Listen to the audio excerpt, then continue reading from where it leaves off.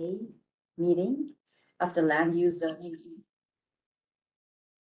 Was it- Perfect. There you go. Now, Great. Good evening, everyone. Welcome to the meeting of the Land Use Zoning and Economic Development Committee, Manhattan Community Board 1. My name is Netta Porchakori, and I serve as the chair of the committee.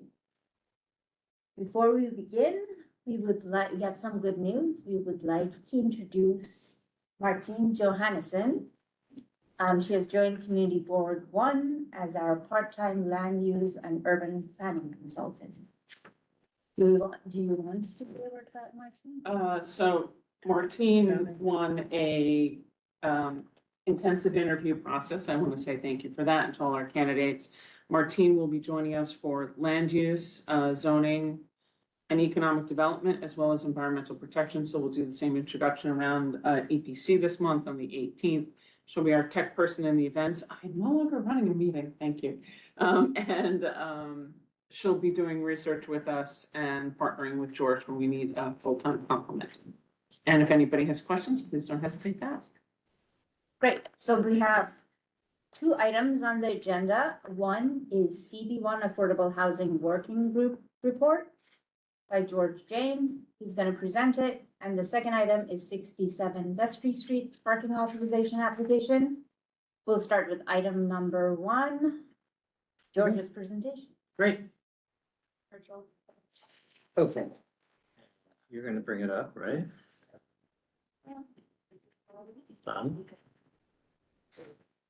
And so what we're gonna talk about today is a work in progress. And so I am hopeful that we can get feedback from the committee members. And if you, I'm going to do this to see if it works. It does. Excellent. And so it's a small group, and with the chair's permission, people can interrupt me if they have questions. Please. Yes, okay, that's great. So this year, my office has been working on this affordable housing inventory in Manhattan Community Board 1. So in January, if some of you may recall, we were here.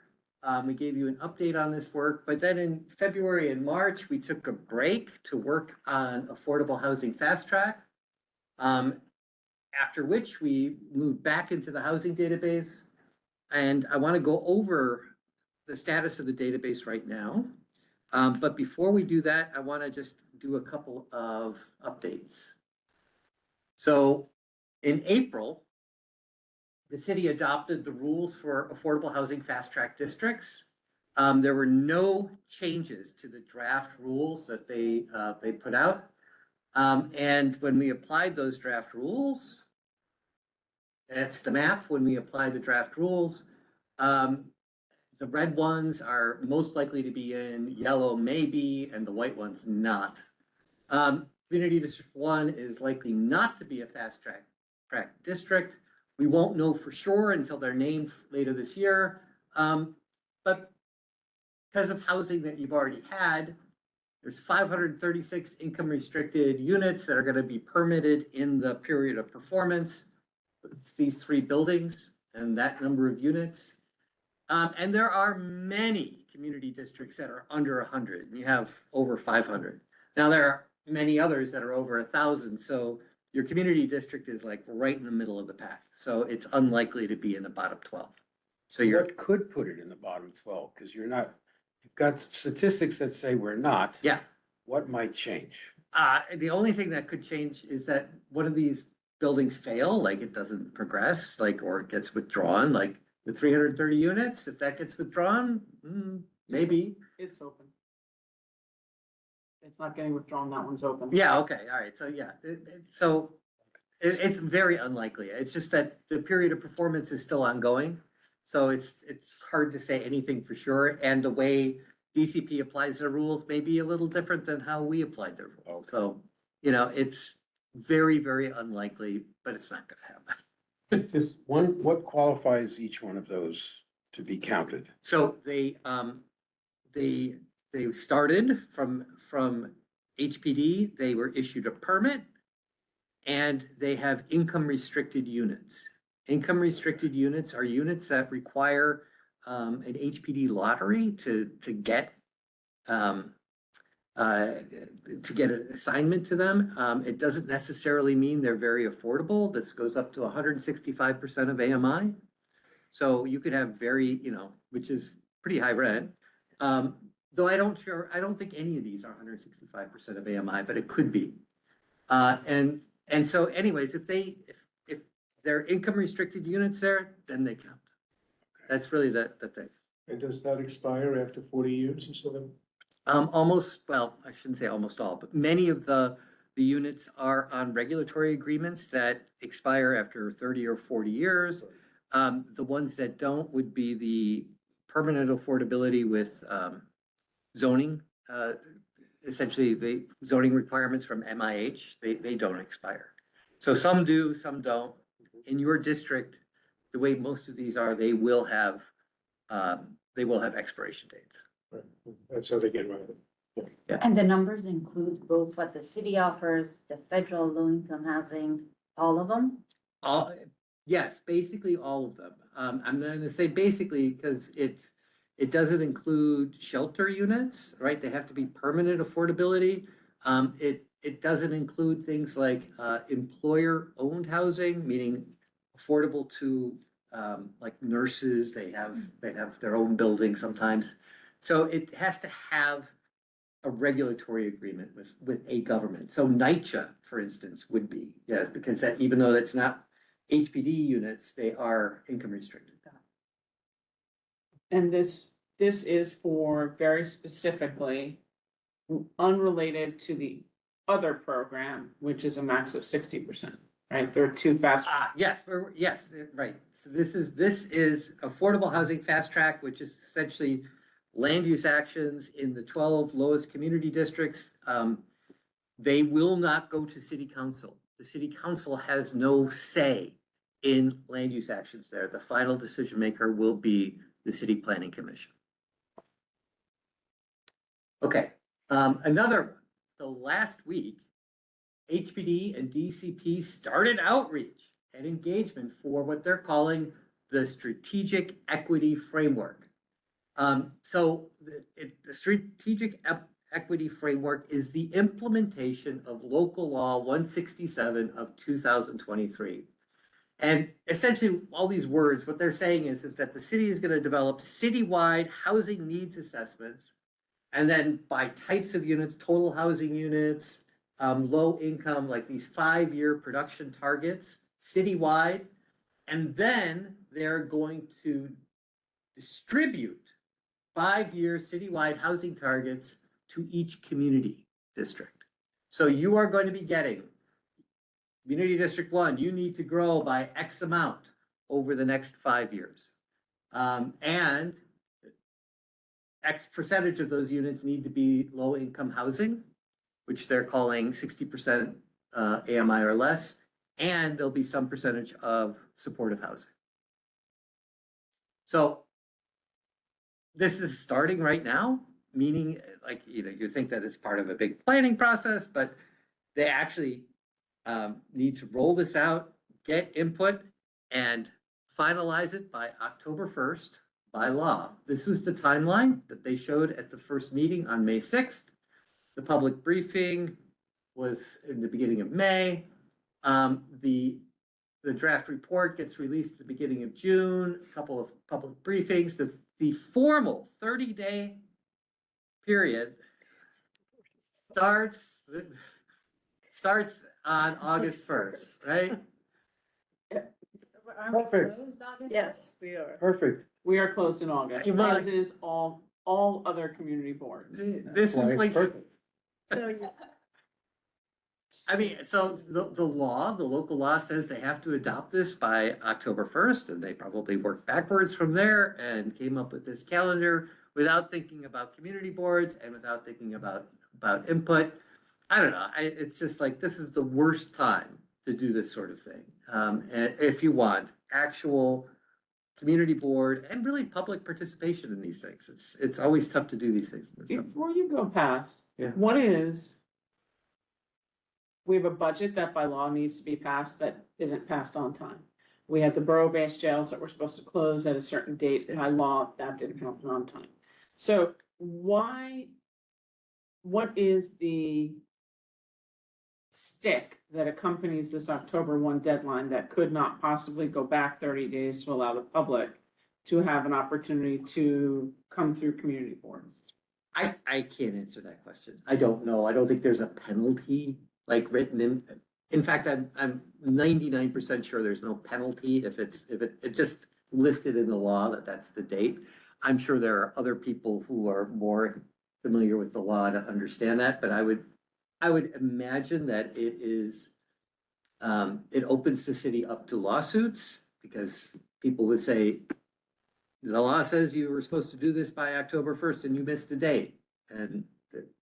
But I think that's the only way that it's ever gonna suffer penalties. If I'm wrong, please speak up. What is this framework? Like, is there a framework or are they? They're creating the framework. So they're creating a framework essentially this is all part of the Where We Live, the Fair Housing Plan.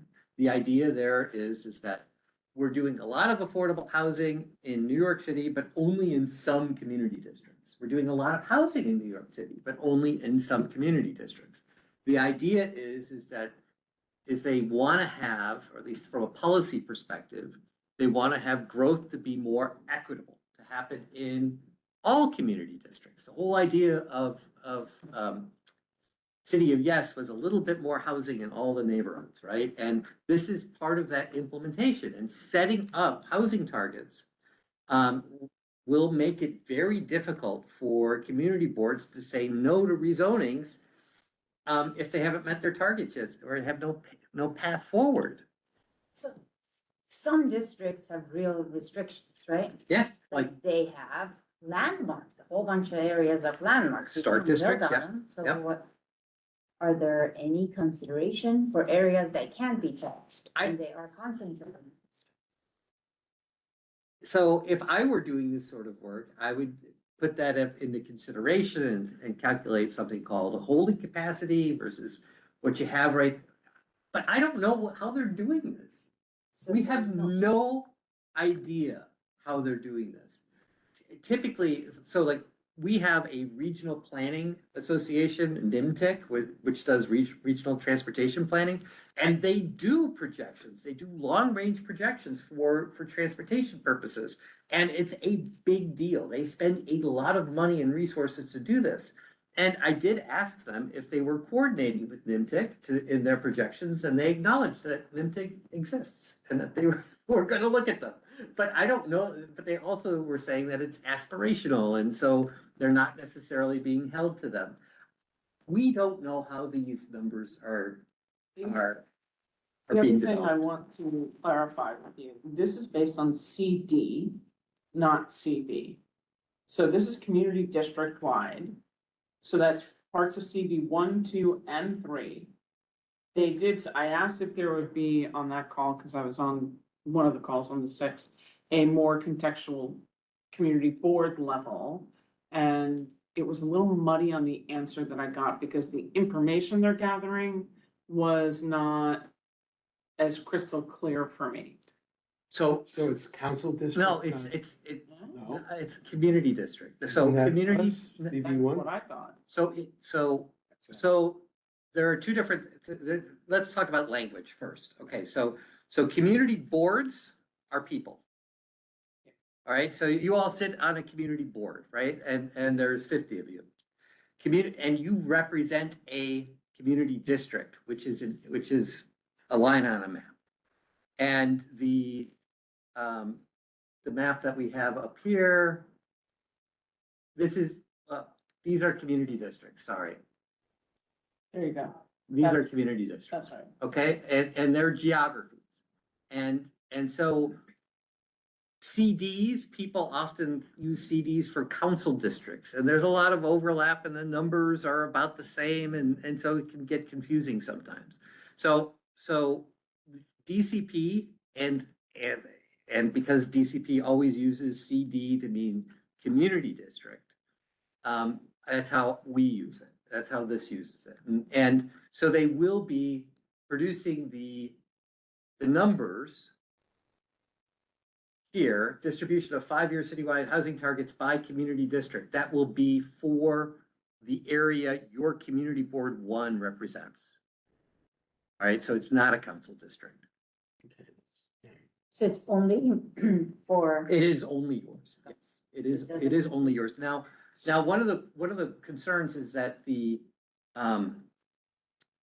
when you do, some of the data that goes into this, because your community district is often lumped in with 2, correct, right? That often happens because of the way the American Community Survey is done. You have to have areas of 100,000 people, and you don't have an area of 100,000 people, and so you got to lump in with another. So a lot of the data that goes into this, you get lumped in with other groups, but they will be producing it by community district. so, sorry, so but when they determine the lowest 12 districts, are Yes. there community districts? Community district. But they have the, 12 in Manhattan, there are 12 community boards in Manhattan. okay, It's about 2 Yep, boards. so we're not grouped with. they're not grouped. One thing that did concern me, George, was some of the information they were taking was based on census. Mhm. And in the census, CB1, a large chunk of CB1 is commingled with Greenwich Village. That is correct, yes. That is, so the American Community Survey, they get a lot of data from that, and yes, because of the size of the 2 community districts, they're not big enough to be defined themselves. You have to have 100,000 people, and so they do commingle the information. And but that's only gonna be some of the input, that's not gonna be the output. The output is gonna be by community district, or at least that's what they've said. And Let me ask something. How can you just describe in terms of the strategic equity framework, Yeah. where the limited affordability area fits into this? So the limited affordability areas are areas identified in where we live, the HPD's Where We Live Fair Housing Plan, Right, which says that land use that these areas have historically, they put all these numbers together and they say there are very, very limited opportunities for people of low income in these areas. And it's gonna include community district 1, 6, 8, a lot of Manhattan gets lumped into these. And in theory, you're supposed to be making land use decisions that are consistent with that. And so one of the comments that we had made with 101 Franklin is that there's a discretionary land use decision that is making the limited equity or limited affordability area worse by putting 100% luxury housing into an area that's already an LLL, further concentrating. right. So we understood that LA. thanks to you and the Yep. introduction of that concept to all of us, but then you have a strategic equity framework Right. from 2023. Well, That it's seems a to- law. It's a law from Right. 2023, but they'll be setting those targets now. And in theory, I'm going to say that they're supposed to consider the limited affordability areas when they set those targets. So it's sort of a redundancy that's built into this conceptually, this framework. A redundancy or maybe a policy reason to assign more 60% of AMI to these districts that qualify for LAAs.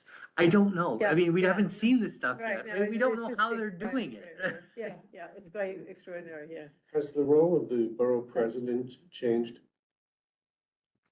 As far as I'm aware, the borough president, like all of the community boards, will simply be a stakeholder in the process. Because I thought I read somewhere that they become more powerful. And then I say to myself, that here's the Board of Estimate coming back. So the discussion about the borough president being more powerful has to do with the change in the charter that set up the appeals board, the land use appeals board, because it's a vote of 3 people, representatives of 3 people, the mayor, the council president, and the borough president. So they would be one of 3 votes to overturn land use decisions that council makes. And it is a power that's brand new, right? And it's legal now. One more question. Yeah. On this, per the law, is there a penalty for not achieving the stated or assigned objectives? No, So there's no enforcement. No enforcement well, there's no, prescribed or, yeah, there's nothing prescribed, but land use decisions should be consistent with plans and policies, right? And so if you start making land use decisions that are not consistent with plans and policies, you do open yourself up to Article 78 challenges, That's true. but there's nothing in there that says, you know, communities that do not meet these criteria. Well, can they withdraw permits or something like that as a enforcement? I don't think so. Because that would be very effective. Yeah, well, that would be, But that would work. I would agree with this. Okay, that was May 6th, or that was that was the first rollout of this. I encourage everybody, there's gonna be another public briefing, there's gonna be draft report. I encourage everybody on the land use committee to pay attention to this. Yes. I suggest that we do a resolution about this and the timeline to say that we think that we understand that local law 167, which was put into place at 2023, has a deadline of October 1st, 2026. But instead of having this spread out earlier in the process, they're now squishing it in late in the process. And thus denying community boards an opportunity by having the public comment period. 1, during the point that community boards are closed, 2, schools are closed. I mean, just, We've often done that, I think. yeah, so I think good that would be idea. the resolution that I would suggest Martine works on. Yeah. Oh, sorry. good and so- start. Yeah, well done. I- And it's basically to fight for, to delay extend it to 60 days. Or move the 30-day comment period into September. Yeah, I think that's a good idea. Or July. I second the motion for the resolution. And the reason why I say September, not July, because schools are closed and people vacation in July and we have Sail 250. So it's gonna be a really, very precedented year in the community. So with competitive thought processes everywhere. So I was thinking September, which is back to sort of regular business. Only concern there is they could just push back and say they can't meet the legal deadline. Which we can note that they have pushed past legal deadlines for budget every year. And they have done it for the borough-based, closing of the borough-based jails. We are not asking for several years of delay, we're asking for public transparency. I don't object, I'm certainly just So I was pointing thinking, out. yeah, I don't think they'll be ready in July, that's their issue. So, Or they can become ready in July. Do they have the material that we need to review? Because I'm not sure what this framework is and what we're reviewing. So if they can expedite it, so we have something to review, maybe we can review it. Right, and in theory, they're supposed to get it to us by the beginning of June. That's what this says, draft report release. They've given It does seem themselves, like they've given themselves 2 months to potentially release any Yeah. time in there. I think you're right. I would think you could take time off the final report release time. And have that's one press conference, right? To release the final report. Yeah.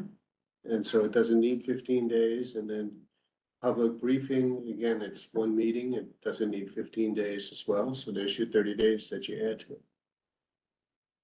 Hopefully they would have a buffer period to incorporate all the comment, like process and incorporate all the comments that they were getting is my only thought about if they do push back on October 1st deadline. I mean, they gave themselves 2 weeks Yeah. to incorporate Yeah, all weeks, comments, which. Ridiculous. It seems actually kind of insulting. if you Right. ask me. Is the they here, DCP? Who is the they here? So it's DCP and HPD. They're working on this together. HPD is the lead with support from DCP. it almost feels intentional. I'm sorry, it just, Yeah, I mean, it's Almost. It's always been. Would it be beneficial if we invite them here, like the meetings that we had for City of Yes? I actually put in the chat Oh, yeah. thing that community board one would like a dedicated presentation. And they asked me which community board I was, which one I was of the boroughs, and I said MCB one, and I have not heard any. So, and that was May 6th. Okay, We can reach back out to remind them that we asked for a presentation. We'd like to come in June. And maybe if they're ready for the June land use, we could get a presentation. It'll come with George's, so it'll be fantastic. I will also say that they were meeting with stakeholders, so like a lot of the Yeah. housing groups have already had these meetings, but the community boards haven't. It's Yep. one of the things that they do that drive me crazy. so they have a deck, they have a Yeah. framework that they just have Of to course, share. I mean, like every developer, it's like an entire full set of architectural plans, but they don't somehow appear. You're gonna go to board with this, right? Yeah, that's what I'm Good. hoping. If we have a resolution, I'll bring the draft resolution voted on by committee to borough board and make my stand there as well. Okay.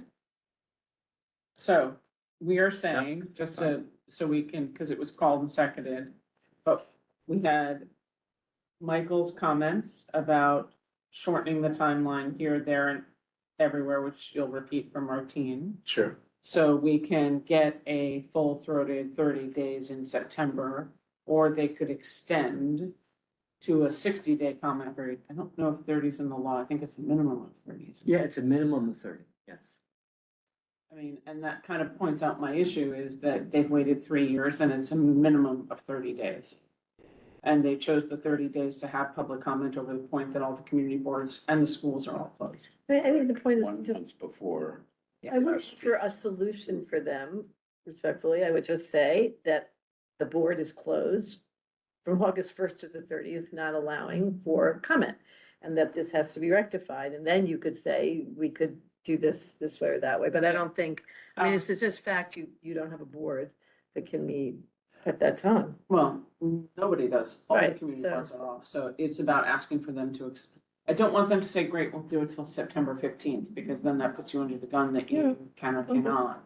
But we'd like them to consider September 30th. Maybe we need the borough president in there too, Mhm, with this argument. Yeah, definitely. Right. Okay, so September 30th is a Wednesday. So, you know, in my thought process, if they needed 2 weeks, once they got all the public input to make a report, that puts them at the 14th. I wouldn't, including one holiday, so I don't think that that's, Yeah, no, so I we'll- would also include that if they have a deck, the sooner they get it to us, the sooner we Yeah. will review it. And I Yes. think we always get things last minute, and if you have 1 Yeah. week to review it. June 1st seems to be on their calendar that we would have sounds great. something. A deck and a presentation. Right. They've got presentation in there somewhere. Oh, they have a presentation because they're presenting it on these Zooms that they asked a member of the board to go. Right, so Public. I went as, you know, it was either the district manager or Oh. chair of the board to go, so I went. And I was like, what's up with this August 1 to 30? Yeah. That doesn't make sense. Right. All right, And it so, was, yeah, it was all process. There was no substance. Right. Right, which, all right, so with all of this and, just on that, because we'll do, hopefully they'll come and present, hopefully we'll have meet to have about the discussion of the framework, which will go into George's next thing. With everything that we've said, the question was called, the question was seconded. Should we vote? Yes. All in favor? If you're voting online, please make sure your camera's on for Martine.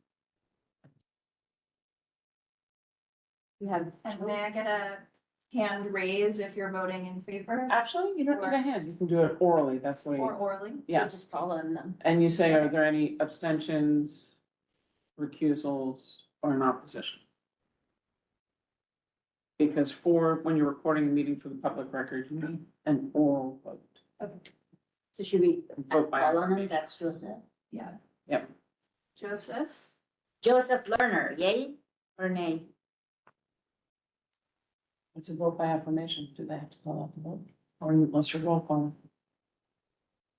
Okay, strong. Are you able to unmute yourself? Yes, Great, Thanks, Joe. you're welcome. great. And Vicky? Vicky, Vicky, you called Vicky, yes. Vicky Cameron, yes. Thank you. thanks, Vicky. Patrick, Yes. fantastic. Do we have anyone else? So, I'm probably not. But she said she can make it. Maybe not. I think that's all. Perfect, thank you. Thanks, George. Okay, okay, the next thing that's still an Hey, update Megan. is can no longer advance. That might have to do with, Yeah, it should work for you. there you go. Okay, all right, so along with the strategic equity framework, which essentially is growth targets for every community district, the city is developing a housing plan. So like Housing New York, there is a new housing plan that this administration is apparently developing. They mentioned it at the meeting last week, but people have been talking about it behind the scenes. And it makes sense, right? Because if you're gonna be assigning growth targets to every community district, you should have a strategy to how you implement that. And you know, presumably that's what will be in here, but I have no idea. It doesn't even have a name as far as I know. And so we've been told that the targets and the plan are essentially hand in hand and they'll be released at about the same time. And the data that my office is putting together, we're hoping that it's going to be helpful for this board's comments on the upcoming targets and the plan. And so think about what I'm going to talk about next in the context of this housing plan and the strategic equity framework. So, okay, that's what I have for updates. So let me get into what we're doing. So we are developing this inventory of every building in Manhattan and with details on their housing. All right, and this is, you're not meant to look at this, but it's going to be actual address level, block and lot level information. Who's the we? Your office? Yeah. This is the input from what the housing working group started with Yeah, last year that we spearheaded to work with Georgia. But right. it's just this district, or are you doing this throughout the city? I mean, We're doing Manhattan, that's what I. right? I mean, and. We didn't answer and that. You're doing that. Part of the reason we're doing Manhattan as opposed to this district is that when you're working with data sets like this, it's processing time and doing one borough is like, it takes about the same amount of time, right? And That's great. then it gives us information so we can compare one district to another. And it would be comparing Manhattan districts as opposed to Eastern Queens, right? Got it. Are you pulling from public data sets? Yes, I'm gonna go through each one. And we are going to discuss the limitations of each. Okay, so, all right, so we have this individual level database. We're then summarizing the data broadly by housing type, and these are the 4 categories. We have income restricted, not NYCHA, income restricted, NYCHA, rent stabilized, but not income restricted, and then other units, which actually end up being almost all entirely market rate. All right, and because we have the data summarized by building, we can, the housing data can be summarized by any Manhattan geography level. So what we have is Lower Manhattan here, and we summarized it by block. We then selected it, and then we have the summary by community district. And so this is telling us that, you know, in your community district, there are no NYCHA units. I think you know that. 83% are other, so mostly market rate. 2% are income restricted, and the rest are rent stabilized. The yellow. 2% are income restricted. Income restricted again are, you gotta get a lottery for, right? It's housing lottery. of any kind, that's from That's incredible. 30 to 165, that's income restricted. Now, no, this is not a finished product yet. However, this map is online and y'all can, there's a link in this deck. You could all play with it and look at it. We are still working on it though. And there are issues and data limitations. Again, this is a work in progress. So the total number of units that comes from Pluto, which is the city's tax records, which is the best source for individual building data. The rent stabilized units come from, and the income restricted units, both of them, they come from different sources and they don't always tie out to Pluto, meaning there are sometimes differences between what Pluto says the number of units are and what the tax records say and what HPD says. And what we've done in all of these, we assume that Pluto is primary because unless we have a reason not to, like we know there's an error. And also the NYCHA units come directly from Pluto and they are the highest quality. The income restricted data, they come from HPD. And the primary source is HPD's affordable housing production by building, which gives new and preserved income restricted housing since 2014, which is a problem because, well, what happens from stuff that was created before 2014? And that's where the second source comes in. And so since, I don't know, a few months ago, HPD put Housing Connect, which is essentially the interface that HPD has for putting lotteries out on its units. And it put it on open data. And so if there is a building that had a lottery over the past 6 years for even one unit, like one income restricted unit becomes vacant, well, then there's the description of the building that it's in. And so we know how many income restricted units are in that building. And so this is new data. This was not, we were unaware of this. It had just come online in January when I was last here to talk about this. This is a nice thing. It allows us to update the data. And so while this captures most of the income restricted buildings, it's not going to capture all of them. And we still have to figure that out to try to get a more complete inventory of income restricted units. And then there are also these occasional differences between Housing Connect and HPD. So two different HPD databases describing the same building have different numbers sometimes, which of course is the reality of real life data. And it actually makes sense because when they enter the building when it's brand new and it starts, it has one set of units, it's one set of number of units, and then it may change as the project develops, right? Oh, there's a problem, or they're combining units, or they have bigger units. And so the number that's later is going to be more accurate. And that's just the reality of how projects change from when they start to when they finish. So the rent stabilization numbers, they come from New York City tax records. And this is not an official database.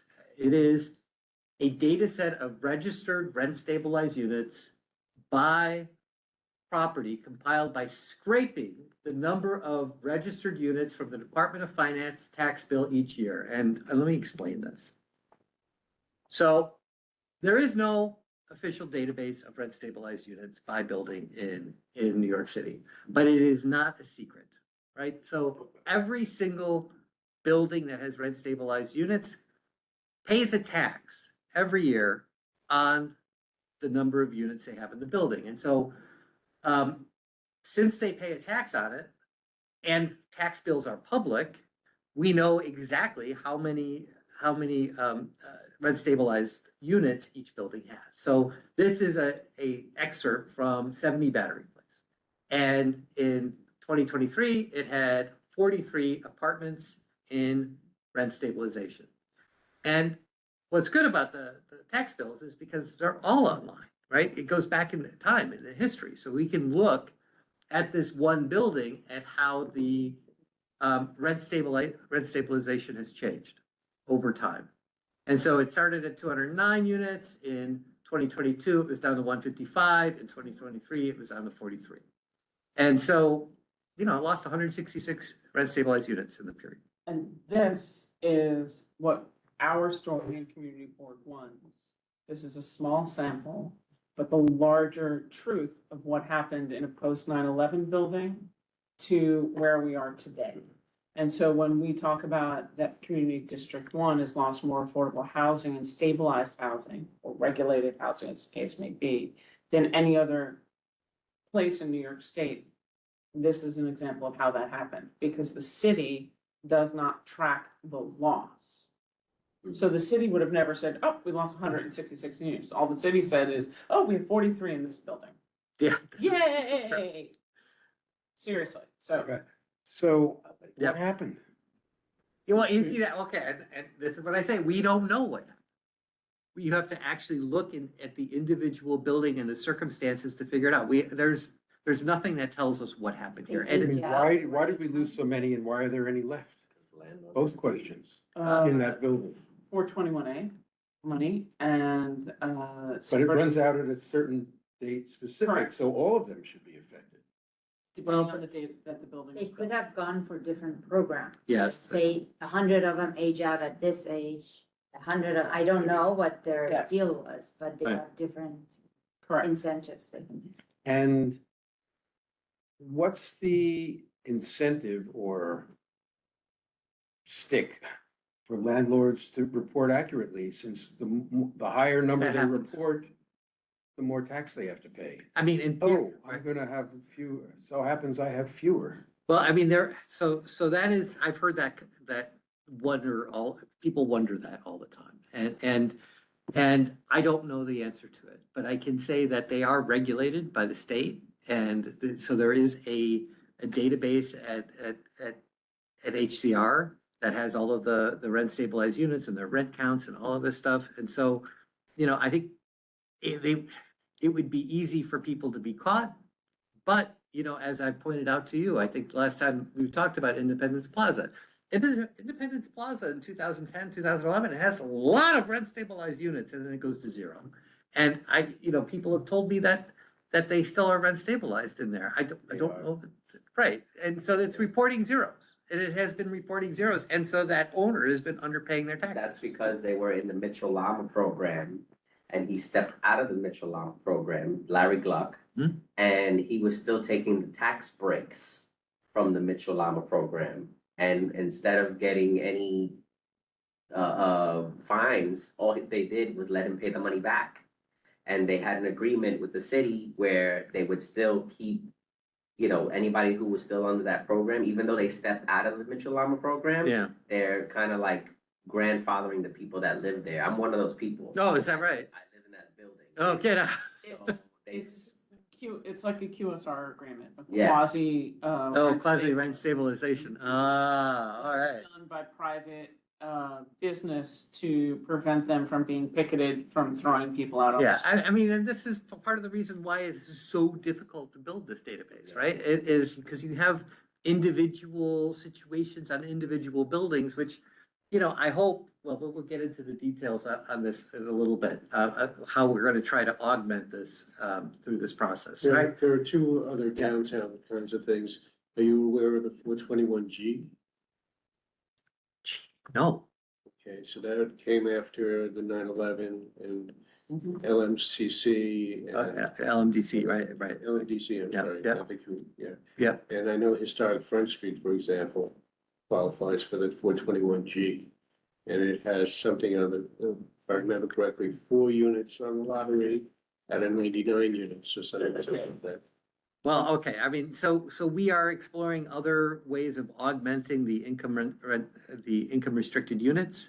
I may very well come back to you a little bit, Well, I think but we have a the couple. board did something about 421G. Okay, right now, we have a whole bunch of stuff, well, I will get back, I will get into this in a minute. Loft tenants with, Article 7C.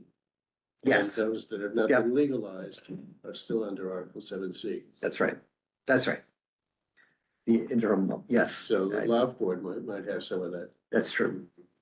But, okay, so let me just talk briefly about the rent stabilization database, because it's really interesting, I think. And so in 2015, the Civic hacker downloaded all the tax bills and scraped the number of rent stabilized units off of the forms and just made it all public. and just said, all right, this is all the data, put it out there. And in 2020, my office took the scripts and reran them. And then a couple of weeks ago, we did it again for 2025. So we have this time series of all the rent stabilized units from 2007 to 2025. And Alihan, my associate, is the one who ended up doing all of the heavy lifting on this. And it's a genuine pain in the butt. And that's why I'm glad we only did Manhattan. What does the city, what number or data set does the city use for their calculations? And can they be transparent about what data set do they use? Because, there is. They never quote how many, well, I'm sorry to interrupt, but when you hear DCP talk about affordability, they are not talking about rent stabilization. So, but if they're determining which district is under, the lowest 12, they're using data. Yeah. And that data is coming from somewhere. Do Yeah, you know where I yes, think we do. we do. Yeah, but that's HPD's affordable housing database, the first one, the income restricted units. Income restricted units are what DCP cares about. And that's Got it. Well, what is the delta? Is the delta 10 units or 1,000 units? Because, there's always going to be some sort of, discrepancy between, who runs the data and where. If it's like with less than 5%, okay, there was a mistake. But if it is 200%, something is wrong. So So this, I just don't want to go around and look at two numbers here or there where we have to look at the holistic number of what they're using and what we're trying to, does it make sense? That's what George is getting to with the final report, because Yeah. there are definite differences. Yeah. The city doesn't measure loss, which is what we are fighting for. So the city is looking and saying, look, you got 536 units. You guys are fine. You don't need affordable housing. Ignoring the fact that we've lost 2,000 units. yes. So we're negative. Oh, we're way, way, way. I wouldn't, however, be arguing for us to be in the bottom 12. It's not really where I want us to go. No, but we do, no, we've, on this board, the board has spoken, and I translated it as, we have always looked for socioeconomically diverse housing. So we want the stretch of everything to include, which is what we had after 9/11 and what they built, which was rent regulated at differing versions of AMI.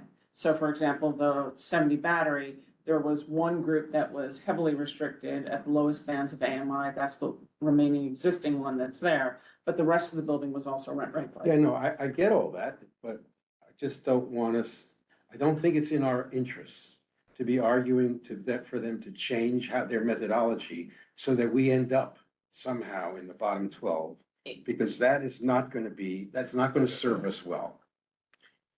For a fast track, you're right. And that's what it would do if we can make Well, these local arguments. law 167 is in the bottom group, we still need to know how much from 60% and below are no longer existing and we've lost. Because right now, where we're proceeding along to is almost like a reset, right? We've lost Southbridge Towers, we lost Independence Plaza. Most of the 421A buildings have rolled out of those programs now. So even I think there's maybe 30 or 40, maybe tops of 100, I don't know, left in Battery Park City, but they expire within the next 3 years. So, while they're touting 536 as, woo, look at you, we just need a better plan to try and get diversity back into our housing. And if these incentives are for increments, right? We should know exactly what that increment is. Is it 30 years? Is it 15 years? And when does it start?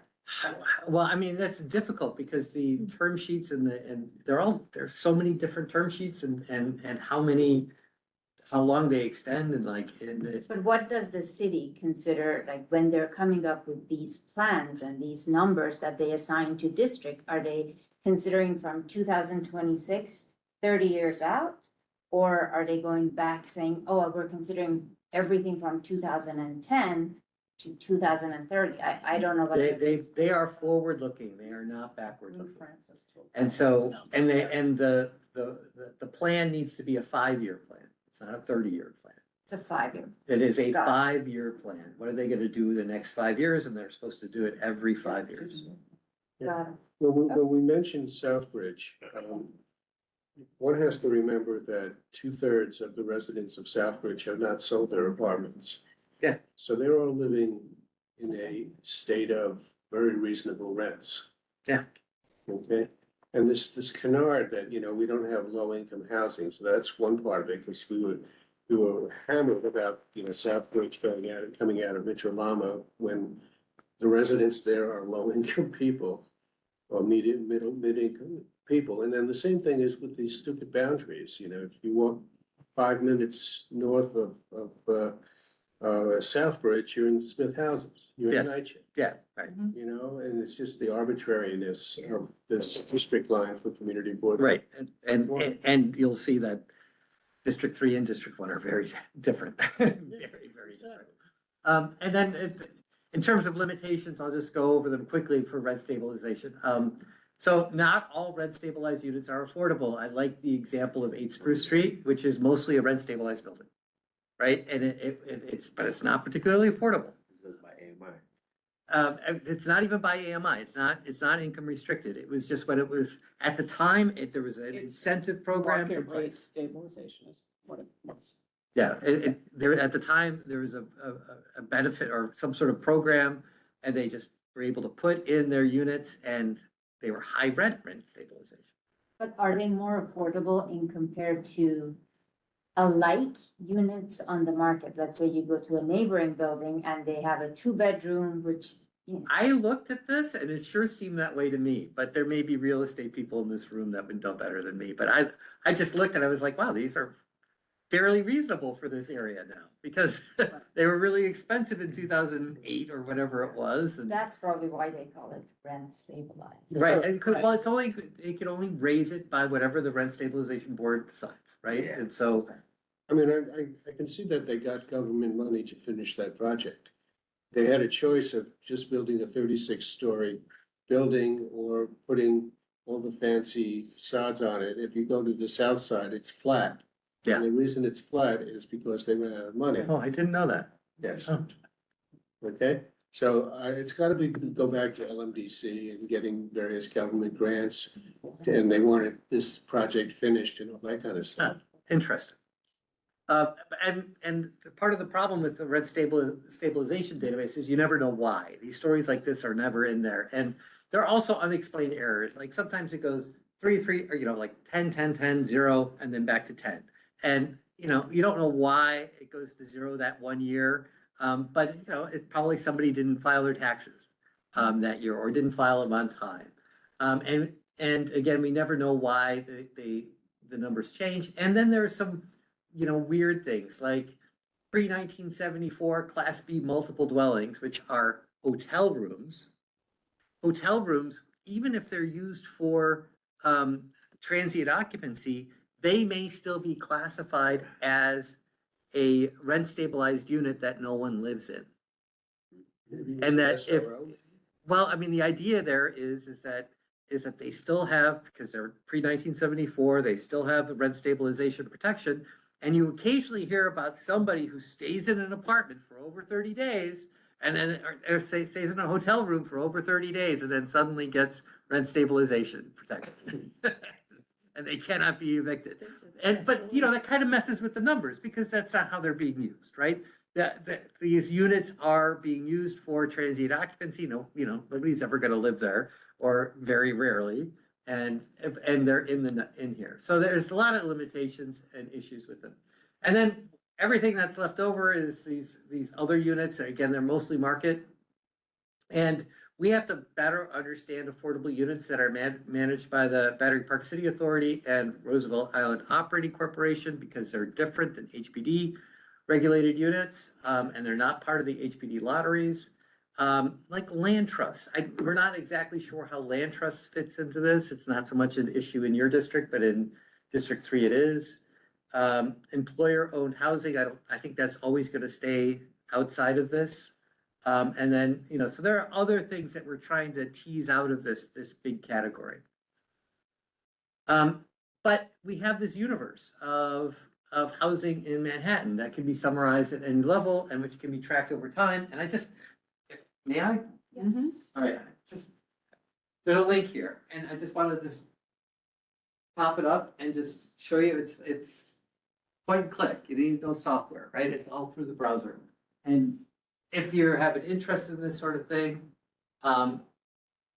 you can look at any particular block and click on it, and then you have the number of residential units in the block, and then the number of rent stabilized units in over time, right?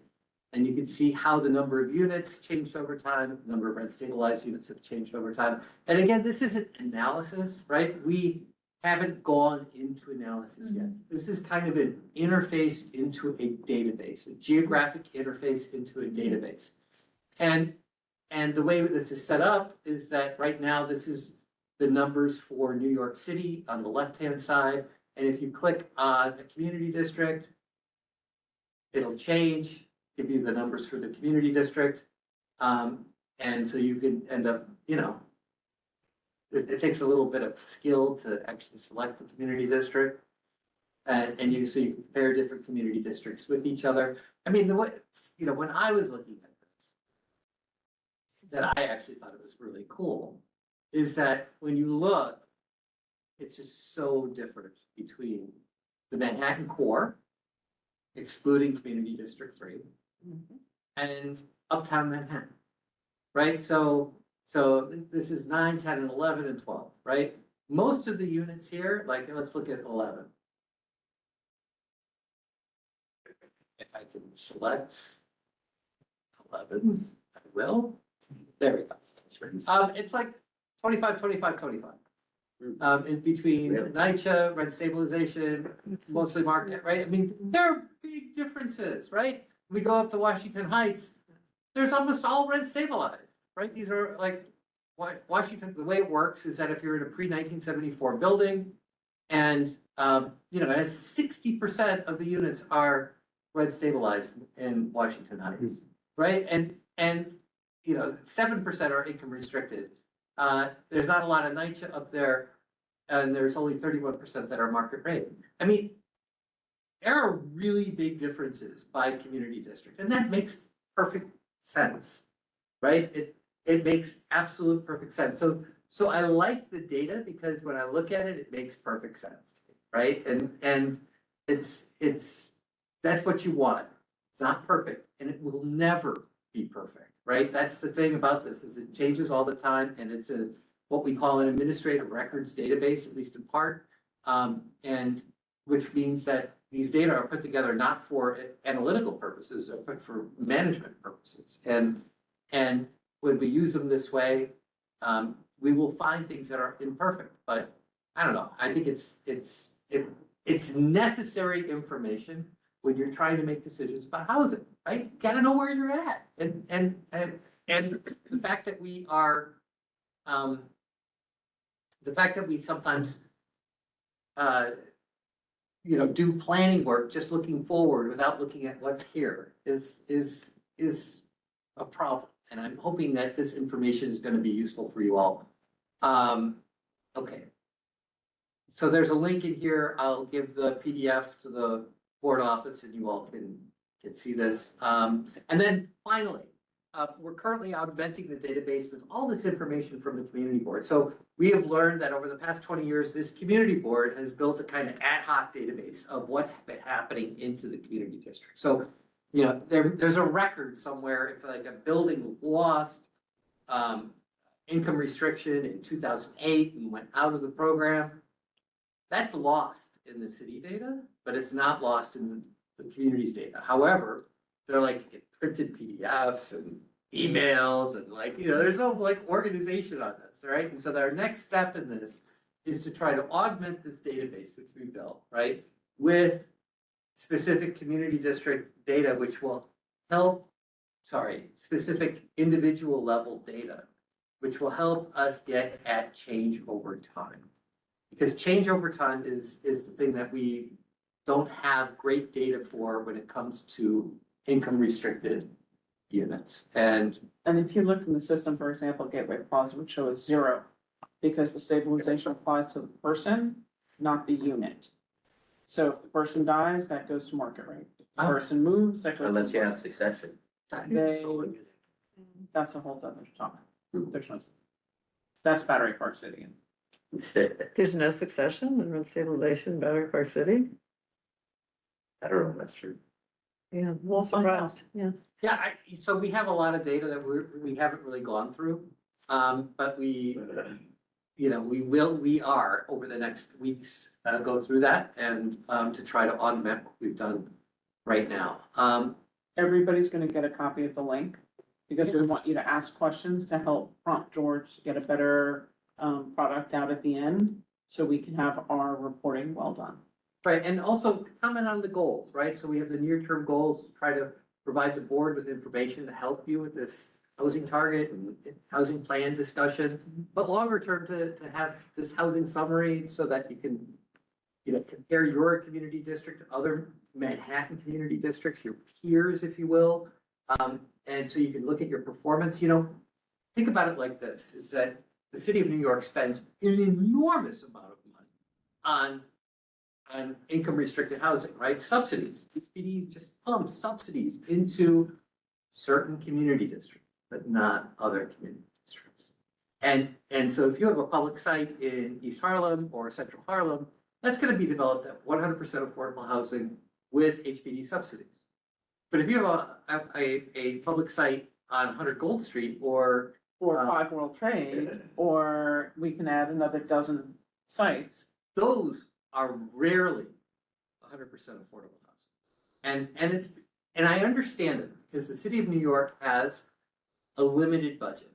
And their limited budget goes farther. They get more units if they put those units on public land in East Harlem than they will here. That's the argument they always make. It's, Right. I get it, but that is contrary to this idea of limited affordability area. Every district. Correct. Right, exactly, That's- exactly. Use the words against them. You To said, me, it's fascinating looking at that orange and yellow thing, because to me, it makes sense. There is land available, you build more.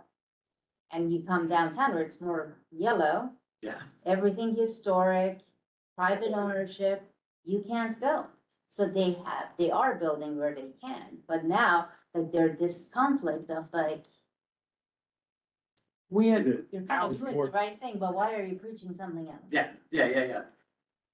land cost is much higher Yeah. there than there also. And it's their And- balance and sheet. Rent and income opportunity much higher here. Here. however, we also have the highest vacancy rate in retail in Lower Manhattan than anywhere else in Manhattan. Our Yeah. vacancy retail rates are far above Midtown. What's your point about that in terms of this? We're not actually doing an urban plan to build out to be able to have the people here to shop local to support stores.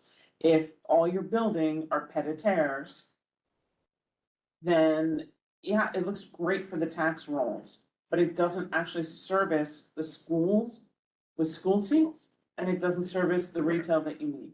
So you have to have a socioeconomic diverse neighborhood to support ground level retail, support schools. This is what we did post 9/11, and we have absolutely thrown that lesson out the door and said, that's okay, you can just build market rate.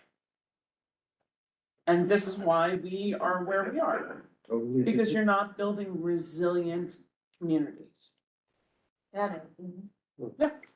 You know, and there's also a history here, and especially Tribeca, having been a part of the loft tenant movement. If you were interested in that, George, I can really talk to you about it.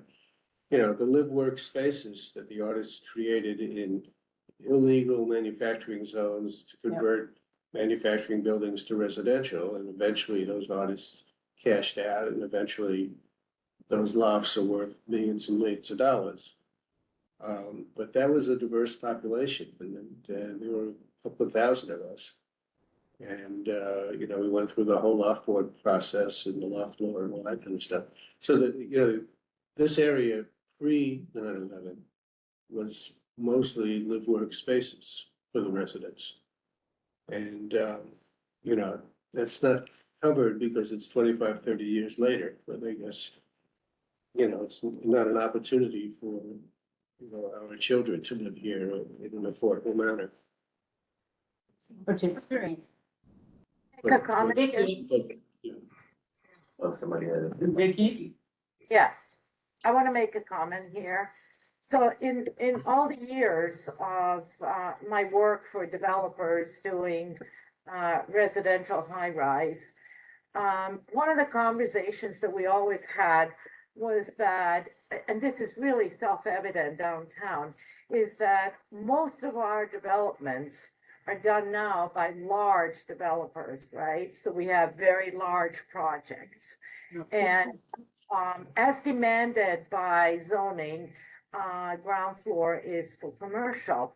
The problem that we found, and that developers don't like to talk about, is that it is very difficult for mom and pop stores that we as the community need, a shoe repair, an eyeglass store, and etc.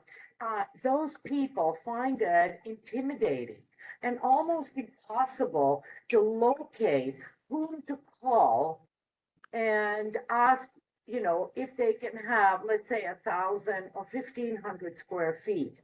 These kinds of store opportunities are, the owners are intimidated by our zeal to rent 25,000 square feet to a single store, and then we never have to worry about it.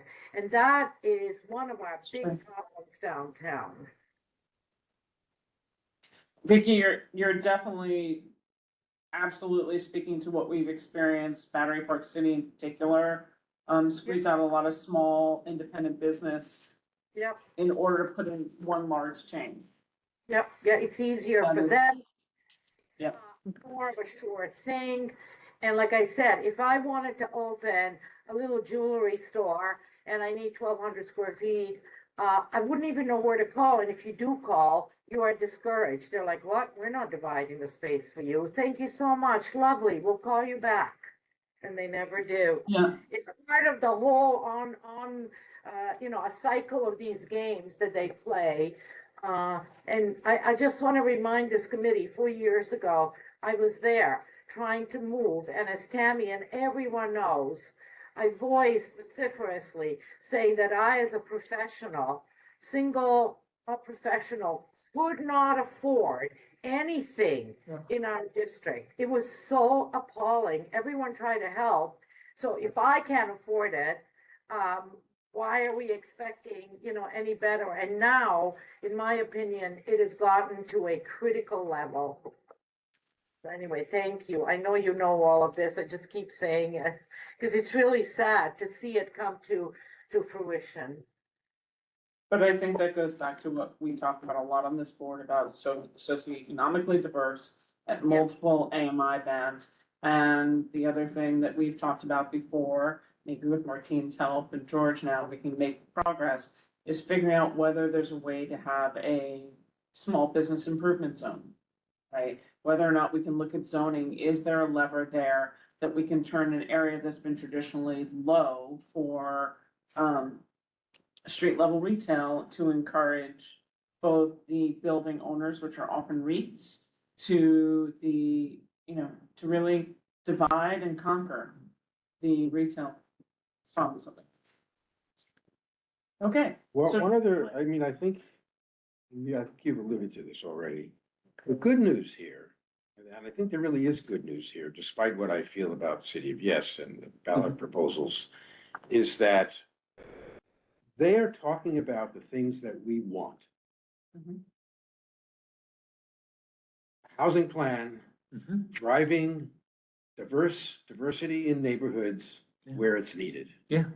Everywhere, and particularly where it's needed. This is what we've been arguing with, this is what you're arguing for, this is what we've been arguing for, and now they're actually supposedly putting plans in place and language in place and laws in place that we can use to drive this, whereas before we were arguing, against these I'm gonna simple say- economics, which didn't work in our favor.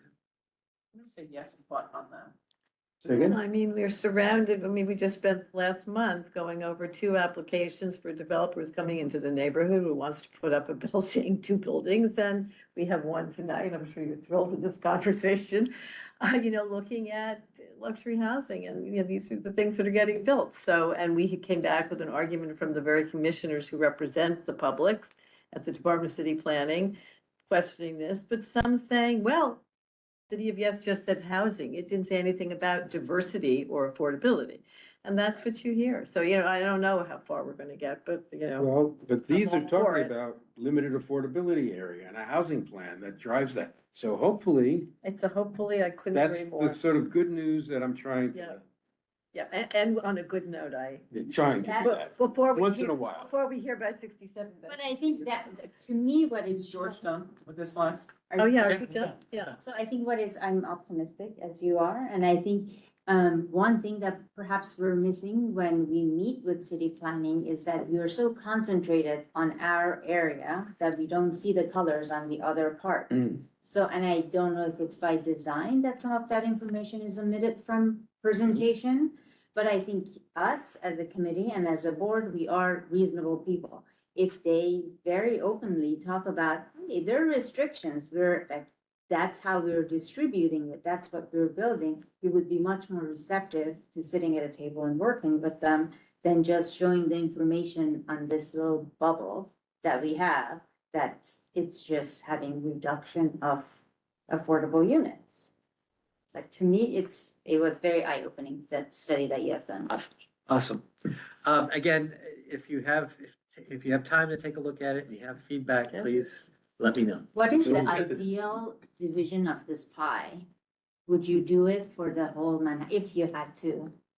Not, I don't- What an interesting question that is. On the That- record. that is a really great question, but I also think it's a political question, right? And, ultimately, it's something that people in the community need to fight for their districts and fight for what they want, right? And government can be responsive, right? Mhm. And the districts that fight and the districts that really push what they want, they often, squeaky wheel gets the grease. We say that because there's a reason for it. So, I think that's really, it's up to you all, right? It's your vision. It's your vision and your neighbor's vision, and that's what you should be working for. I think we should do a game for the next committee, everyone comes up with the right division of the pie. Pie, yeah. Well, I think that's part of what the next conversation is gonna be, because everybody will have the opportunity. Martine's gonna share George's links. And the goal is to be able to improve this, so in the next presentation, and then it goes to full board, we come out with, this is where we are, this is what we had, and this is where we know that Lower Manhattan was successful, so this is where we want to go. Just curious, who was on the working group with you in establishing this? Is there, because I see it's a working group, besides the community board 1 folk. Oh, it was just, no, it was just Community Board 1, right? Curious if you added in developers or other folks or city planning, would that be part of conversation that might be edifying or helpful or?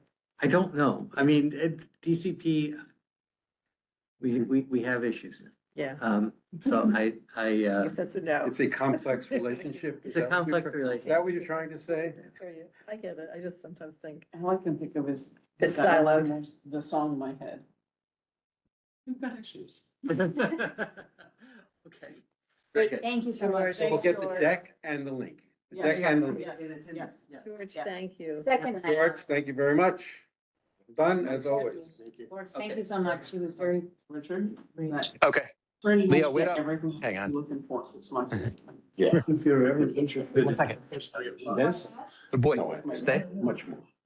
Much more than I anticipated. I mean, this piece is missing, but it's hard. Very, very hard. It's great.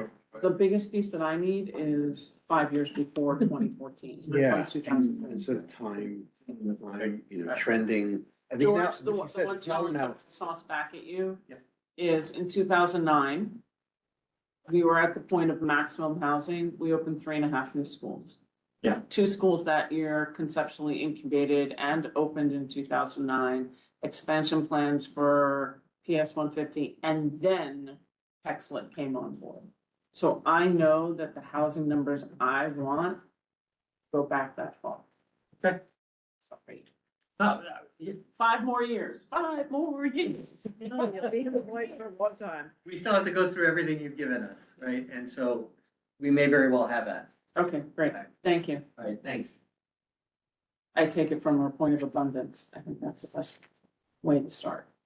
Is this working group something where he's got a contract to go for a certain number of years, a certain number of hours, or Our goal was to Going have this forward? finished before June. before June? Okay, this is And good. then it would be something that if we needed it updated, we could go back to him and have updated. It's an incredible way to have definitive answers for where we came, where we're going, and understand, because the city doesn't track lost units, only the community And does. where does the live document live? Will it live on our website? Will it be on It'll be- Airtable, or where will it live? Or die? I mean, the link will live on our Airtable Okay. and the links to, and the goal is, That should be part of the, and to have him update it. great. Reopen the pot, update it, maybe once a year. I don't know.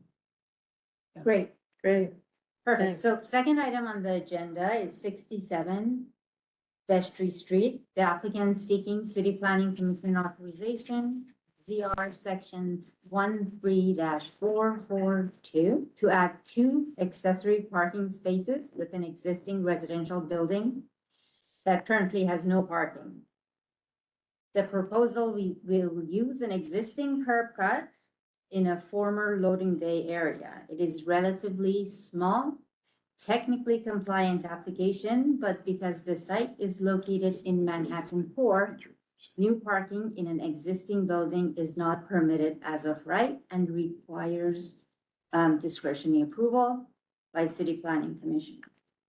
The commission must determine that the proposed parking will not create undue conflicts with pedestrians, interfere with street operations, and contribute to traffic congestions. We have the applicant, right? We have the applicant Lovely. here. Would you like to walk us? Do you have a presentation? Join us at the table, please. Sure. Where would you like us to sit? Anywhere you'd like. I also send the, sorry, project snap sheet, which, Richard, I know you printed it. It's behind your agenda. Ah, great. Yeah. Which has, it's kind of like our cheat sheet of all the information that. It folds. Yep. Welcome, introduce yourself. Thank you. There's a camera. I'm Adam Taubman from HSF Kramer, formerly Kramer Levin, Land Use Counsel to the applicant. I'm joined by Joe McKenzie from AKRF, formerly Bill Babib and Associates, Traffic Engineering Consultant to the applicant. I do not have a representative of the applicant here tonight. We were notified of this meeting on Saturday, so with apologies with the short notice, we weren't able to get the full team together. Also weren't able to put together a presentation deck, but we are prepared, obviously, to speak to the proposal, whatever level of detail you'd like us to. I think the application that was sent to us, there were some images, right? Or we can That would even, be handy to see. Yeah, let's hold on. There's a project photographs PDF that would have images of the building. I think it would be super helpful to Right. see the image.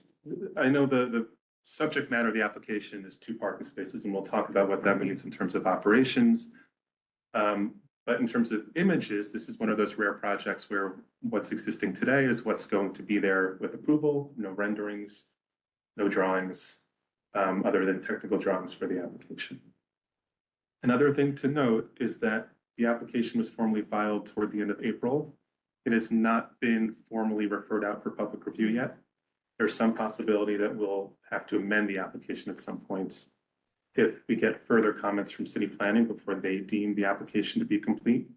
But the application has already gone through at least one substantive round of review, so If there are any changes, I don't expect them to affect the substance of the proposal. I don't expect them to be material for purposes of your review, but of course, if you'd like us to provide any additional information, if and when that happens, we'd be happy to do so. Great, so it's on the agenda, we'll review it, and if anything changes significantly, we'll call you and let you come in and present. If nothing significantly changes, we'll just go with the resolution that we come up tonight. So can you point out to where the parking is going to be? Sure, so I'll direct your attention to the top right image, image 2. That's the Vestry Street frontage of the building, right? And that cursor is hovering over the existing curb cut and what would be the door to the proposed garage. I hesitate to call it a garage because we're proposing just 2 parking spaces, but that would be a door that opens vertically to provide access to those spaces. This is a building that was originally converted in the 1890s as a non-residential building. When the zoning resolution was adopted in 1961, this area was zoned manufacturing, as I'm sure you know. Yeah. In the 1970s, the building was partially converted to residential use pursuant to a BSA variance. Subsequent to that, it was rezoned to today's commercial district in the Tribeca mixed use district. And so a few years ago, the balance of the building was converted to residential use on an as-of-right building. The images that you see today are the existing conditions. It's now fully operational, fully occupied residential building. As you noted in your introduction, the curb cut is an existing curb cut because prior to the residential conversion, that area operated as a loading bay. The curb cut was actually roughly twice as wide as it is today. It was narrowed in width when the building was converted to residential use.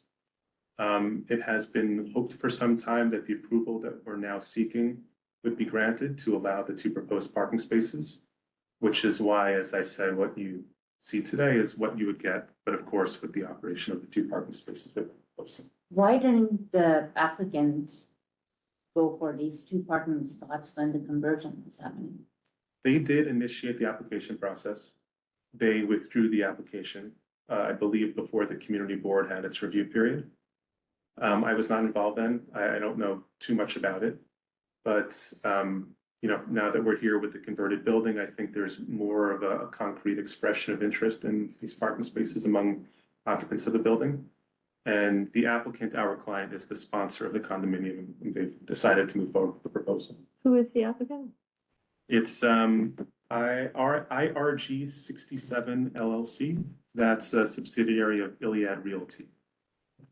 And I'm not sure I'm understanding what is there now. I mean, you said it's a loading dock. Is it being used? No. So today, behind that wall is a space that's shown on the plans as accessory to the residential use. My understanding is that it's used for storage essentially by residents. It can be used as amenity space. If the application is approved, it would be very simple to activate the proposed parking spaces. So this is a condo building and the sponsor wants to own the 2 spaces? No, the 2 spaces would be made available to 1 or 2 unit owners in the building. So they want to sell the spaces to 1 or 2 existing residents in the building, and then that money goes to the condo. I don't know where the money goes to. But it would be, the units would be sold to other. Usually in a ground level situation, the sponsor. No, And this is the sponsor, if they rent it out, they get the rental. Okay. Why would it matter in this? Well, It's just, I think it's important to realize it's a commercial venture. It's not just for the residents. And I think the money's gonna go to the sponsor. It should not go to the sponsor. I'm saying I think that's the path, that the sponsor found another way of monetizing the building. it's not, and you don't know whether if those 2 parking spaces are converted, you don't know if it's staying with the sponsor or if it's being sold with Penthouse 1 and Penthouse 2, for example. I know that the spaces would be made available to unit owners in the building. I don't know what the legal structure of that conveyance would be. It could be a sale of these units, these parking spaces as condo units to other unit owners in the building. it could be operated as rentals, I suppose, although that's not my understanding. Could Again, it be an amenity to the residents? Like there are 17 units, right?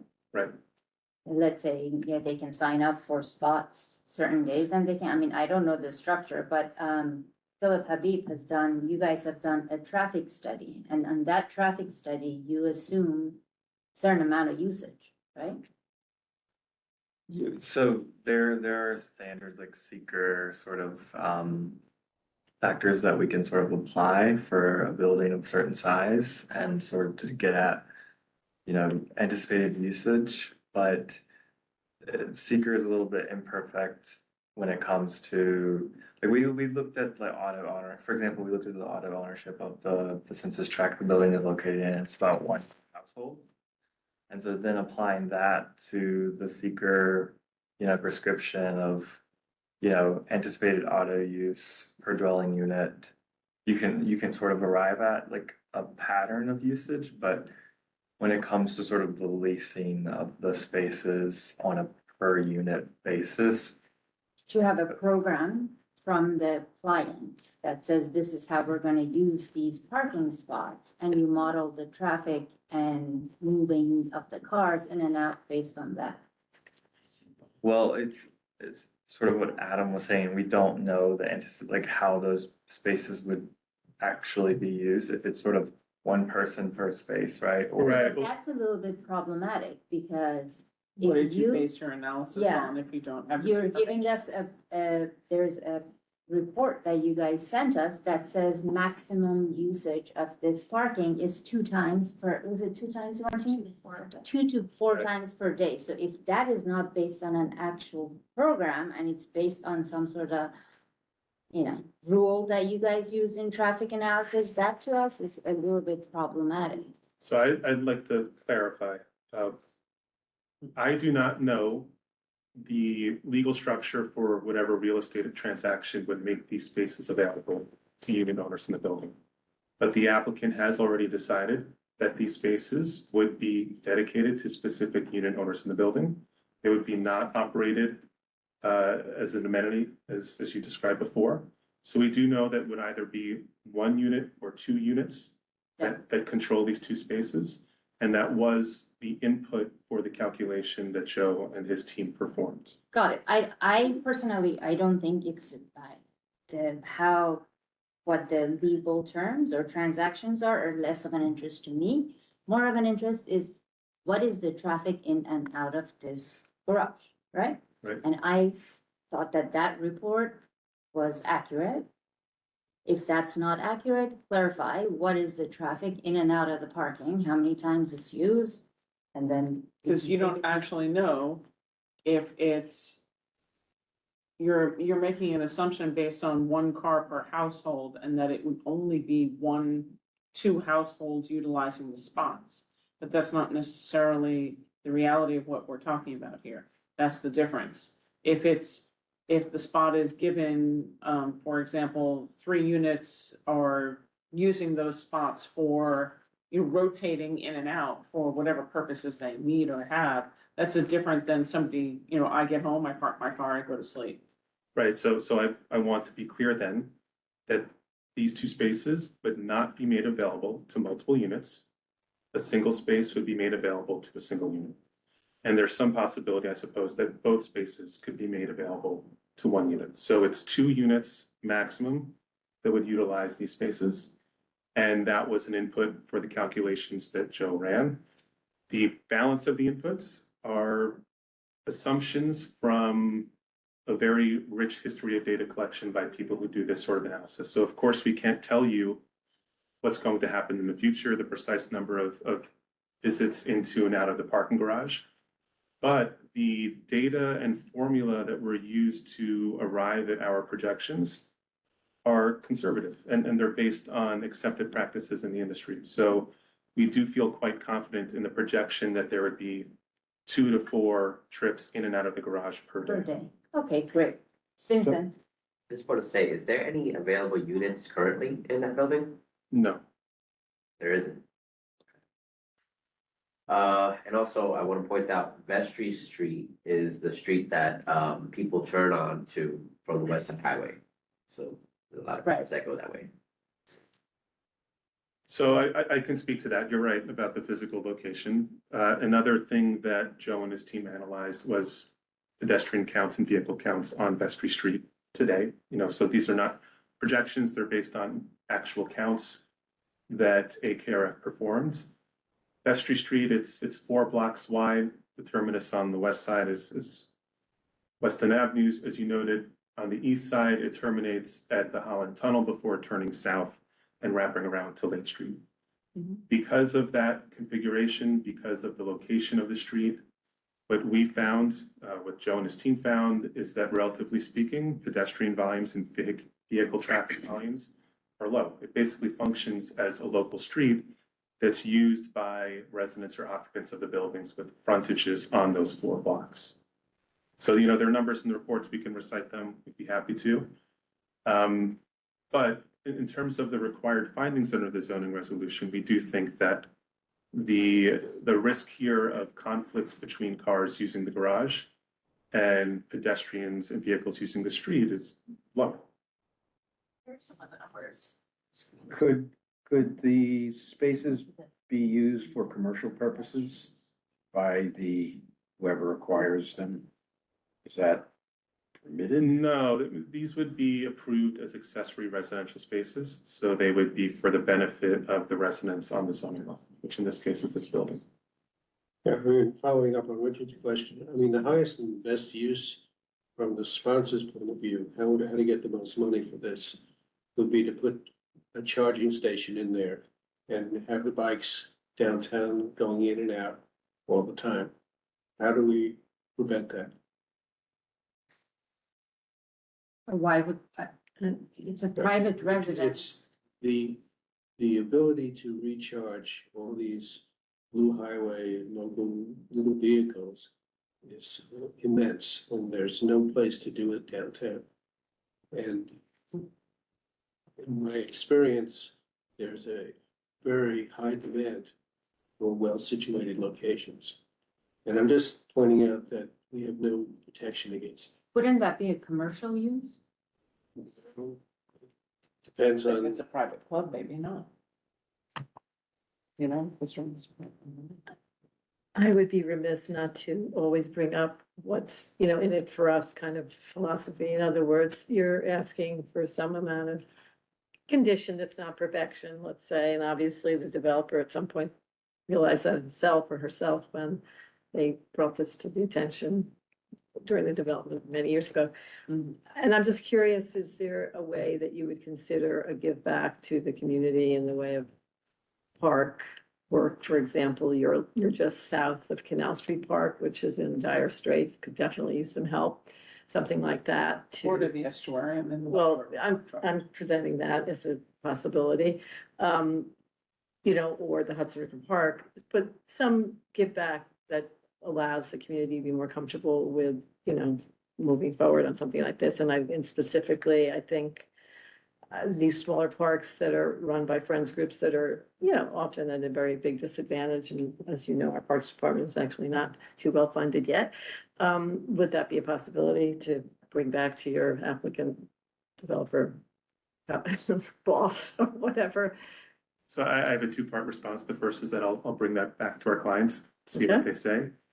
The other is that this is what I do for a living, so I'm no stranger to the fact that when applicants go through a public review process for discretionary land use approval, that often they need to make some sort of concession to a community that would otherwise suffer some sort of impact from that proposal. I know that that's how these things often go. Respectfully, I think the proposal here is very modest, and I think that the data that we've provided show that there really won't be a significant impact on residents or commercial businesses in the surrounding area. I don't think that our client is being greedy here, for lack of a better word. It's 2 parking spaces in a building where just a few years ago, there were trucks idling on this part of the sidewalk or street and doing loading operations. So although that sort of discussion often happens, In this case, it doesn't seem to me like there's really significant impact that would need to be addressed and not really the type of project or proposal that would leave a lot of room for that sort of kickback. I appreciate what you're saying. I guess all I would say is, I think for consideration, it is something to be discussed. I think it's a fair negotiation of a small amount. This doesn't have to be some major. A two-car garage But- or deeded parking for two cars in a Tribeca condo is an exceptionally rare and high-value asset, with recent valuations suggesting a price range between 700,000 and over $1 million. Well, that was gonna be my next point, was that they are worth a great deal, and I appreciate what you're saying. I can't evaluate, nor could any of us, what's gonna happen to this neighborhood as things develop, as resiliency measures are put into the park, as the estuarium gets finished, as you have much more traffic coming over here, as other buildings coming up in the neighborhood. So, to say that won't have impact, it's hard to say. But I do think it's fair to consider the possibility of some small donation to neighborhood public space in response to it. And That's all. Currently, what is that space used for? storage. Just storage. So does that include garbage storage, recycling storage, and things like that? And if that storage is now being taken for parking, where will that storage be? Because all of a sudden I realized when you're talking about the conversion of the building, that building was not built, was not current modern day where you need to have, recycling containers off the street and things like that. So modern day buildings and conversions have a lot more of that infrastructure internal. So my question is, if this is used for storage for the residential garbage of the building and then rolled out once a week, where will that be now? What kind of storage is it used for? I will have to get back to you on that. My understanding from my client, for discussions I've had with my client, is that it's not used for collection of waste or recycling, but I'd like to confirm that before giving you a definitive answer, so. And then is it used for move in, move out? And staging? And if it is, then what's the anticipation of where that will go now? Are we setting a precedent here? Are we gonna now have vacant storefronts turned into two-car garages? It's not a vacant storefront. It's a delivery entrance from a manufacturing building, But so I'm saying there are many other buildings, loft buildings like this, many. that were with the retail, ground floor retail as the client has left after 5 years or 20 years or whatever. And that money goes to the sponsor. It never goes to the condo. The sponsor holds on to the ground floor. But this is not a retail. No, This- but No, there, I'm just saying a there are- precedent. That's there Well, is, the precedent can be set because it's Manhattan core and parking is discouraged, and that's why this applicant is in front of us. So by approving these 2 parking spaces, we could be setting a precedent for allowing parking in Manhattan core, which doesn't allow parking. Right. That said, we have on this committee reviewed proposals, which are ground ups with full-on parking garages. So I think we kind of need to balance our reviews of and 2 parking space versus someone who came and asked for a full parking garage. And but the question remains, he has to come back to us and let us know, is the garbage currently staged Yes. inside? Is the recycling currently staged inside in those spaces? And is that what is currently used for move in and move out? Because if that is the case, then everything happens internally. You're gonna seal the building and then the rest of that now goes back onto the sidewalk and street. And that is actually where I would say I'm less encouraged and less delighted to have that. Because we work really hard, especially on cobblestone streets, getting the stuff off. Mhm. So for me, that's the biggest sticking issue. that's a great point. Like if it has a functional use, that That's space, we don't want that to spill into the street now. That's fine. So if you guys can maybe send us a plan Right, that shows all that stuff happens within your area, Okay. footprint. I understand what you're saying. I appreciate the feedback and I'll get back to you. That's, Does Landmarks have any involvement here in terms of how that garage door looks? It's right outside of landmarks. We checked this on Friday, Martin and I. Just outside the landmark district. There was a resolution that this community board passed a few years ago to consider this building because of its historic significance to be part of the landmark district, but it never went anywhere. My And understanding, there's no external change. well, there my is a- understanding is that despite this very community board's resolution not going anywhere, there were some updates, and maybe you could speak better to this, that happened through the 2022 expansion of the building that Adam mentioned earlier, that were an effort to try and create the facade to be more in line with. Yeah, it The looks very overall- suburban to the garage doors. That's all. I guess what I'm trying to say. I'm sorry, I was just trying to, I couldn't quite make that the Oh, last just part. that during the expansion of the building that happened, or at least this was noted in the application, during that expansion up, there were also some facade changes that happened that were intended to be To preserve. preserve floor the and keep it. character of not just the building, but like the overall Right. street. But Richard, you're right. There is no change in the the garage door that's Reality. already there, the curb cut that's there. I think it's gonna decrease in width. It'll decrease by fractions of an inch. So what you see is more or less what you're going to have in the future. All right, we I think, rank this one over the coals. yeah, sorry to break over the coals. It sounds like parking spots and that's not a big deal. For me, it's all about the trash and the moving and move out onto that street because it is right at that corner. So if you have a corner of people trying to cut through and now you have moving trucks or garbage out on the sidewalk or in the curb lane, I don't think that's a fantastic add to the overall neighborhood. Right. And it is on an important corner. I mean, you're right there on the highway, you're right there at the park, and you will have, once that estuarium gets built, presumably it will, there'll be a fair amount of traffic really just out of that building. So So it's not without significance, but that's an important thing to note. Okay. Look, And the community benefit. I'll get back to you on all these things. I'm sorry that my client wasn't able to send someone. It's okay. But obviously, we'd very much appreciate the community board's support on this. So I'll get back to you as soon as we can with answers. And if we need to talk further after that, we'd be happy to do so. Perfect. you don't have to speak to you don't speak to anyone at the Manhattan Borough President or the city council, right? This is just a, Right, for authorizations, next stop after the community board is the commission for a final vote. right, so you're really not. And they haven't referred this application to us yet.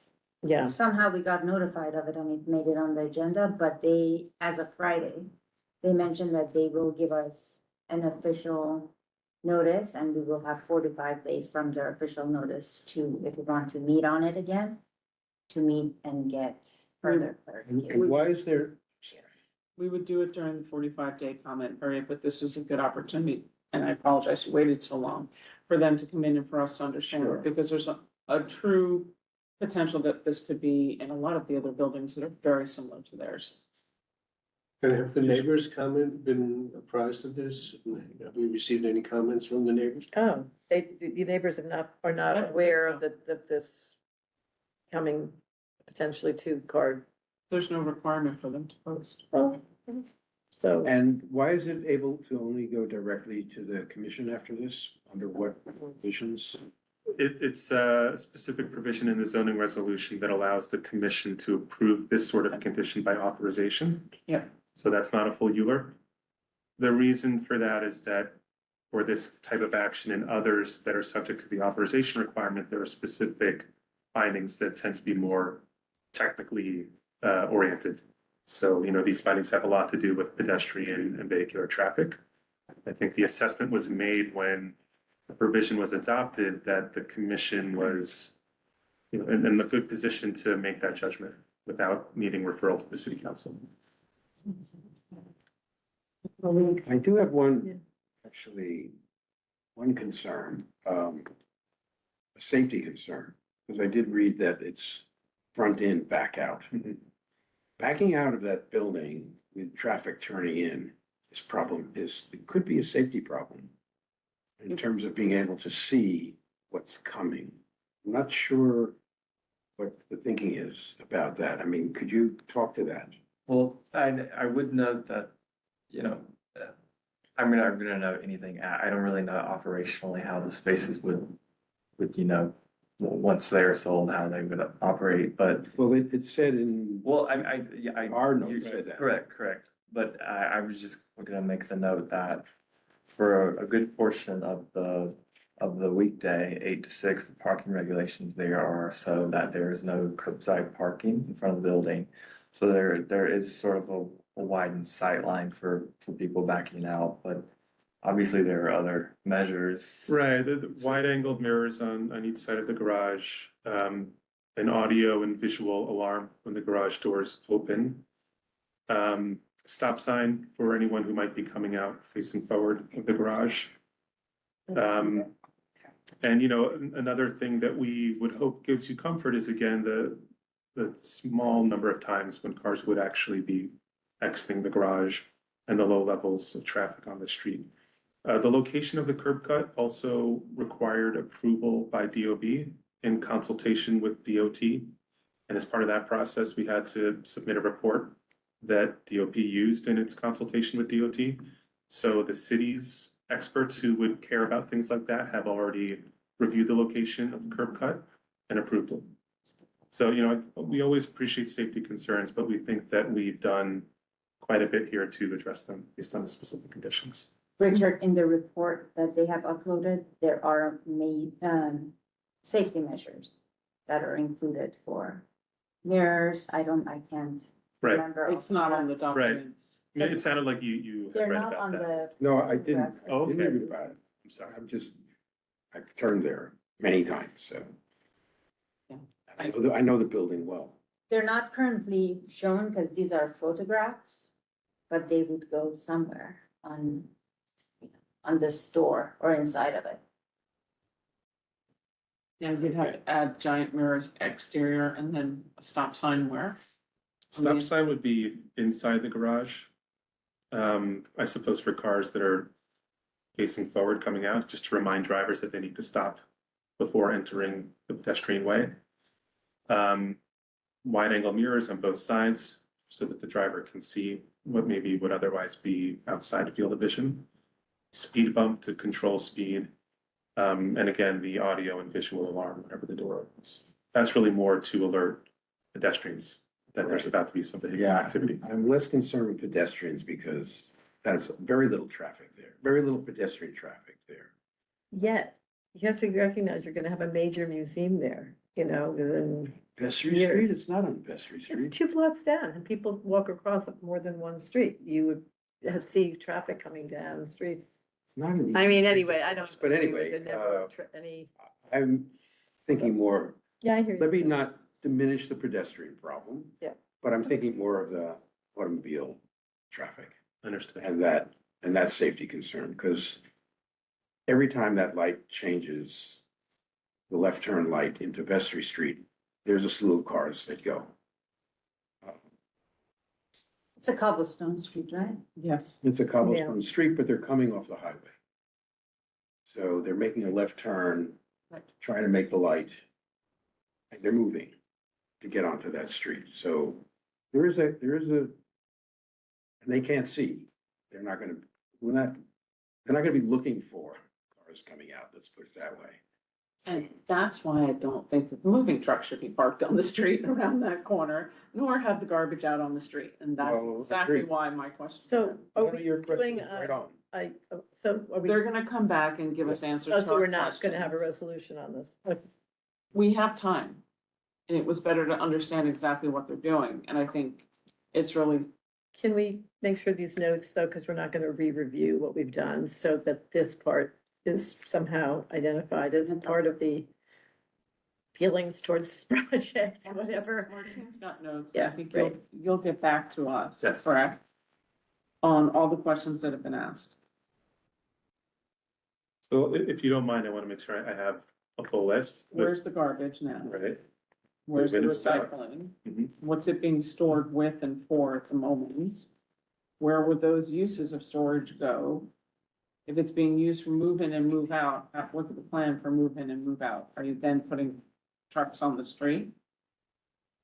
Right, we didn't see, you said you're gonna, the diagrams show a speed bump on the inside and you're adding mirrors and everything to the outside, right? So the only thing exterior that's changing is just mirrors and the notes, right? No commercial use. No commercial use, that it is.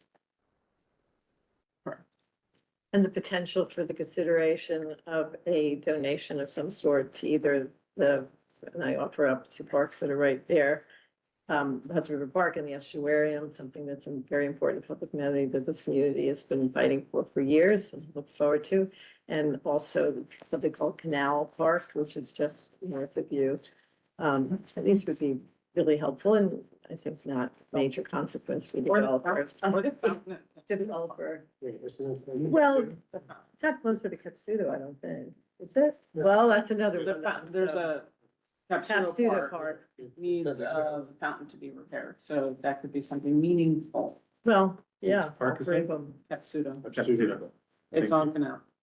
Thank you so much for coming in. Thank you very much. Thank you for having us. Yes. Thanks for listening for everything. Over. You know, well, like I said, I do this for a living, so that stuff is fun for me. And Yeah. I've had to wait much, much longer for other community board. Thank you very much. 55. Yay. Meeting adjourned. Meeting adjourned. Thank you, everyone. Night, Joe. Night, Patrick. Night, Vicky. Guys, thanks. Good night, meeting room display. Yeah, right. Night, meeting room. Everyone, thank you. Oh.